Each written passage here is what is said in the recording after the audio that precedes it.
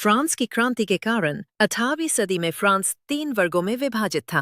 प्रथम स्टेट में पादरी वर्ग, द्वितीय स्टेट में कुलीन वर्ग, तृतीय स्टेट में जनता वर्ग। वहां पर कर वसूला जाता था।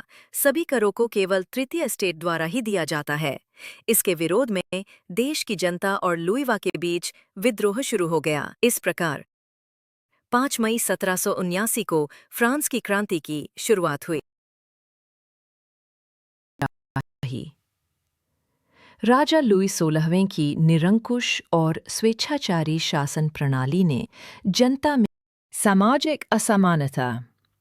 फ्रांसीसी समाज 3 वर्गों स्टेट्स में विभाजित था, जिसमें पहले 2 वर्गों पादरी और कुलीन वर्ग को विशेषाधिकार प्राप्त थे, जबकि तीसरे वर्ग आम जनता का शोषण किया जाता था।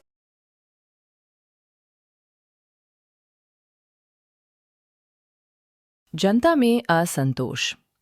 इन सभी कारणों के परिणाम स्वरूप जनता में सरकार के प्रति असंतोष बढ़ गया और वे क्रांति के लिए तैयार हो गए।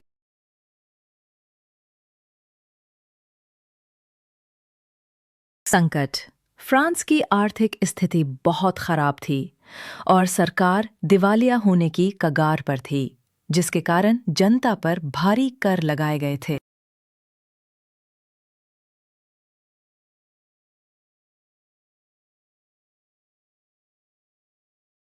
इटली का एकीकरण सार्डिनिया राज्य से प्रारंभ हुआ, जिसका शासक इमैनुअल द्वितीय था। इसे इटली का भाग्य विधाता कहा जाता है। इटली के एकीकरण में मैत्सिनी गैरिबाल्डी, कावोर और इमैनुअल द्वितीय का महत्वपूर्ण योगदान रहा।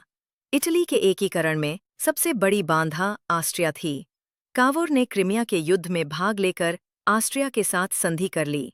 इटली के एकीकरण के पहले इसमें 13 राज्य थे, जिसका मुख्य केंद्र रोम था, जिस पर कैथोलिक धर्म के नेता पोप का शासन था, जिस पर इमैनुअल द्वितीय ने आक्रमण करके उस पर अपना शासन कर लिया।